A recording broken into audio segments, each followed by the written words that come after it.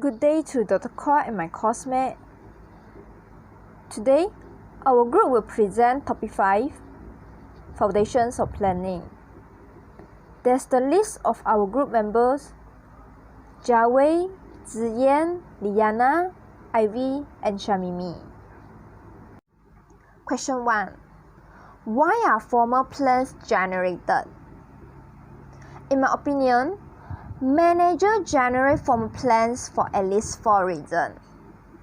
First, planning establishes coordinated effort. It gives direction to manager and non-managerial employees. When all organizational members understand where the organization is going and what they must contribute to reach the goal, they can begin to coordinate their activity, thus fostering teamwork and cooperation.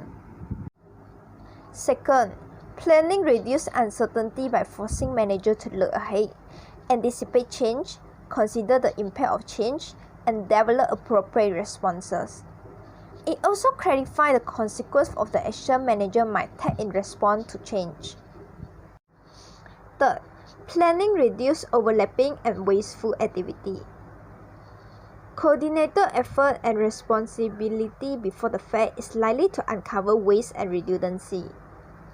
Furthermore, when means and ends are clear, inefficiency becomes obvious. Finally, planning establishes the goal or standard that facilitate control.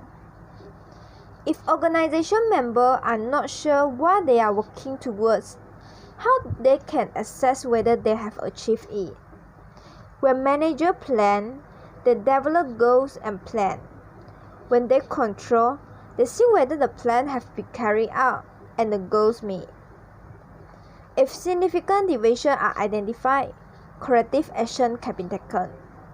Without planning, there are no goals against which to measure or evaluate work effort. Question 2. Discuss why planning is beneficial. First, efficient use of resources. All organizations, large and small, have limited resources. The planning process provides the information top manager needs to make effective decisions about how to allocate the resources in a way that will enable the organization to reach its objective. Second, establishing organization goals. Setting goals that challenge everyone in the organization to strive for better performance is one of the key aspects of the planning process. Goals must be aggressive but realistic. Organizations cannot allow themselves to become too satisfied with how they are currently doing. The goal setting process can be a wake-up call for managers that have become complacent. Third, managing risk and uncertainty. Managing risk is essential to an organizational success. Even the largest corporations cannot control the economic and competitive environment around them. Unforeseen events occur. This must be dealt with quickly before negative financial consequences from this event become severe. 4. Team building and cooperation. Planning promotes team building and the spirit of cooperation. When the plan is completed and communicated to the members of the organization, everyone knows what their responsibilities are and how other areas of the organization need their assistance and expertise in order to complete assigned tasks. They see how their work contributes to the success of the organization as a whole. Fifth, creating competitive advantages. Planning helps organizations get a realistic view of their current strengths and weaknesses relative to major competitors. The management team see areas where competitors may be vulnerable and the craft marketing strategy to take advantage of these weaknesses. Question 3. Describe in detail the 6-step strategic management process. Step 1. Identifying the organization's current mission, goals, and strategies.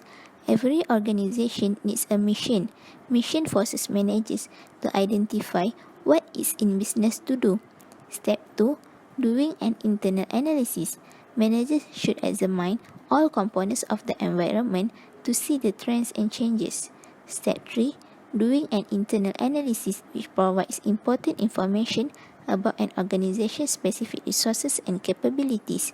An organization's resources are its assets, while the organization's capabilities are the skills and abilities needed to do the work activities in its business. Step 4. Formulating strategies. As managers formulate strategies, they should consider the realities of the external environment and their available resources and capabilities, and design strategies that will help an organization achieve its goals. Step 5. Implementing strategies.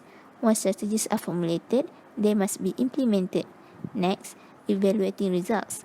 Managers should questioning like how effective have the strategies been at helping the organization reach its goals, what adjustments are necessary, and so forth. Question 4. How would SWOT analysis strengthen the strategic management process externally and internally? SWOT analysis are referred to as strengths, W, weaknesses, O, opportunities, T, threats. SWOT facilitates the work of managers as they need to evaluate both the external and the internal environment to produce a valid and reliable business evaluation.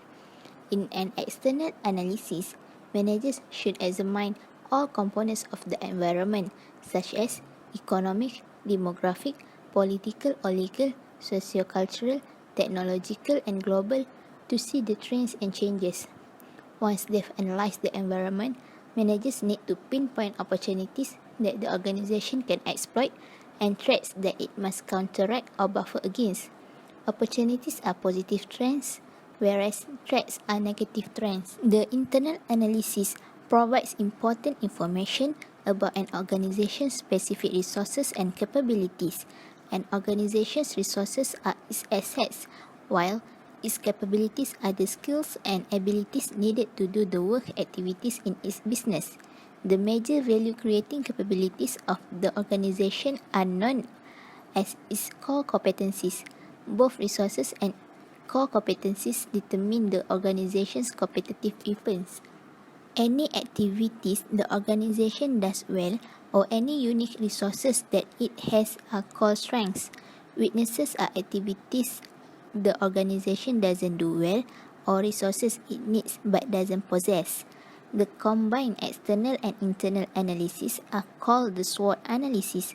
After completing the SWOT analysis, managers have a valid and reliable evaluation that makes them ready to formulate appropriate strategies, that is, strategies that exploit an organization's strengths and external opportunities, buffer or protect the organization from external threats, correct critical weaknesses.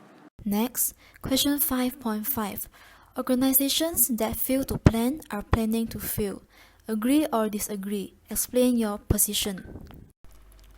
Planning is one of the most important things in the four-function approach. Planning includes defining goals, establishing strategy, and developing plans to coordinate activities. Planning defines specific goals that are to be met in a specific time period. If managers fail to plan, company might not have a clear objective for the firm and might not be able to control all the activity in the firm. The lack of a strategy plan can send employee morale down the drain. Besides the obvious paycheck, people need a reason to come to the work every day. Without a planned, focused future, morale falls and employee interactions become vague and lifeless. A strategy plan sheds light on who is doing what, why they are doing it, and how they individually contribute to the success of the organization. Next, let's move on to the next question 5.6. Managers can't empower all employees. In this content, explain how MBO is effective. Moving away from the traditional process of setting goals, these days, many organizations use management by objective, which may be defined as a process of setting mutually agreed upon goals and using these goals to evaluate employee performance. There are four elements in MBO, which are goal specificity, participative decision making, and explicit time period and performance feedback.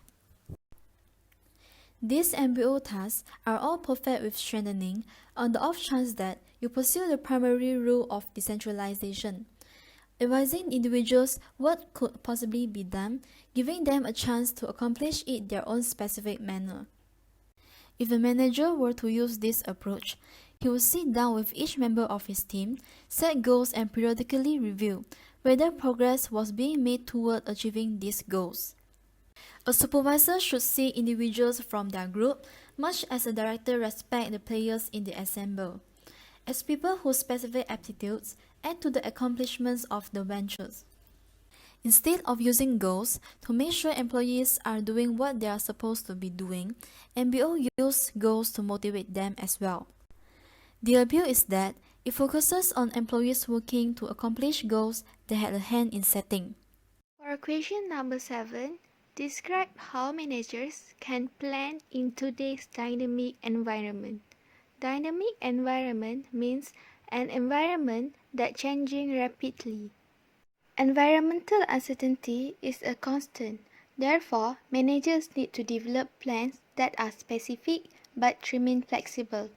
If managers recognize that planning is an ongoing process, then when a dynamic environment is encountered, managers can adapt readily. Another way to assist with planning is to craft an organizational hierarchy that is relatively flat.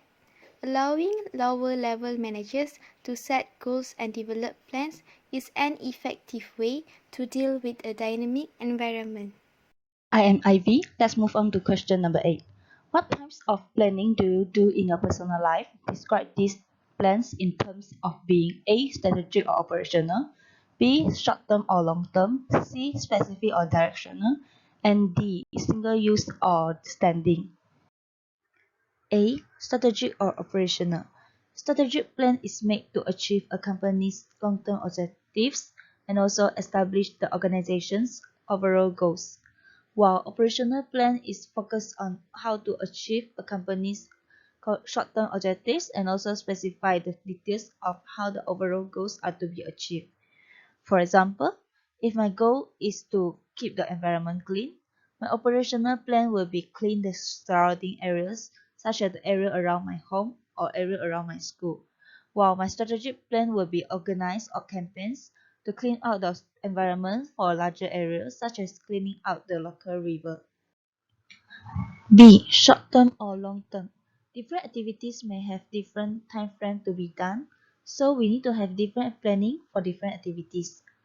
Long-term plans are plans with time frame beyond 3 years. For example, if I want to do some investment to earn money, I need a long-term planning so that I could make some resources to, to get a better information and get a better returns in future. While short-term plans are plans with time frame on 1 year or less. For example, if I just want to earn money in a short period, I will work a part-time job during the semester break so that I can earn some money within a short period. C. Specific or directional. Specific plans are plans that are clearly defined and leave no room for interpretation, whereas directional plans are flexible plans that set out general guidelines, provide focus, yet allow discretion in implementation. For example, if my goal is to achieve an ideal body weight, if I develop a specific plan, I must have a balanced diet and fixed workout time so that I can achieve specific ideal body weight, which is 50 kg. On the other hand, if I develop a directional plan, I can have a controlled diet and flexible workout time so that I can achieve my ideal body weight, which is from 60 kg to 50 kg. D. Single-use or standing. Single-use plan means a one-time plan specifically designed to meet the need of a unique situation, while standing plans are ongoing plans that provide guidance for activities performed repeatedly. For example, if I want to buy iPhone 11 and pay directly, I need to prepare a single-use plan, which I need to have enough money to make payment of the phone at that particular time. Wow, if I want to buy the iPhone with a 36 months installment contract, I need to prepare a standing plan because I have to pay the installment monthly. That's the end of our presentation. Thank you for watching and have a nice day.